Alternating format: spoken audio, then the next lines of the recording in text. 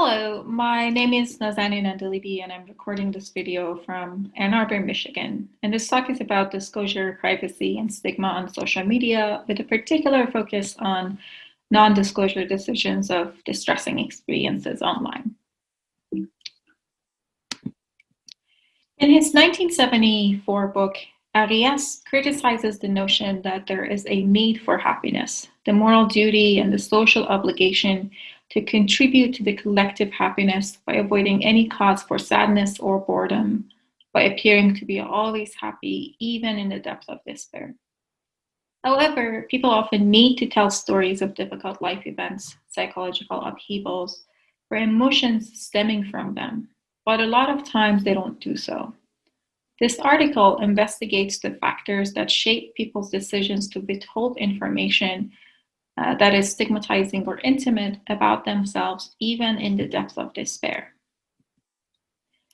So the central question that I address in this work is why and how do people decide not to disclose about personal and stigmatizing information on identified social media platform? And I do so by focusing on the pregnancy loss experience as a silenced and often associated with stigma and distressed reproductive health experience. I conducted interviews with individuals who had experienced pregnancy loss in the US and who were adults over 18 and who use social media. There's a lot that goes into the methods and recruitment, but I won't be able to get through them in this capacity. I conducted a constant comparative approach to analyze the data. And through this work, I identified factors that inform non-disclosure decisions of socially stigmatized experiences on identified social media. These factors were related to the self, audience, network, society, temporality, and the platform's affordances.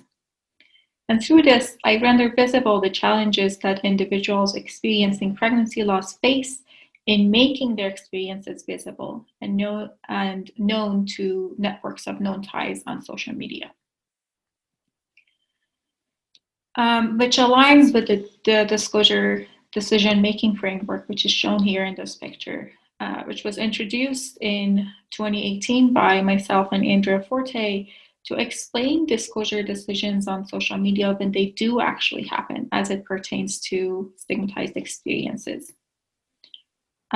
So through this work, I show how the disclosure decision-making framework has the power to explain non-disclosure decisions of stigmatized experiences on social media as well.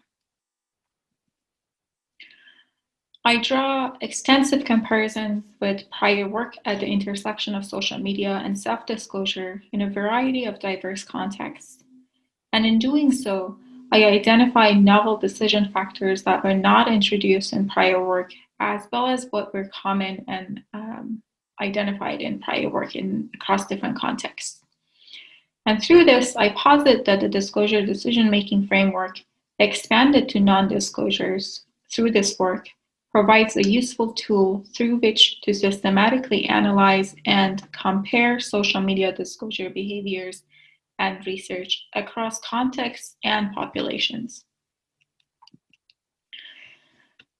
By contextualizing and theorizing findings within privacy theories, I show how the disclosure decision-making framework is situated between and bridges together communication privacy management by Petronio and contextual integrity by Nissenbaum.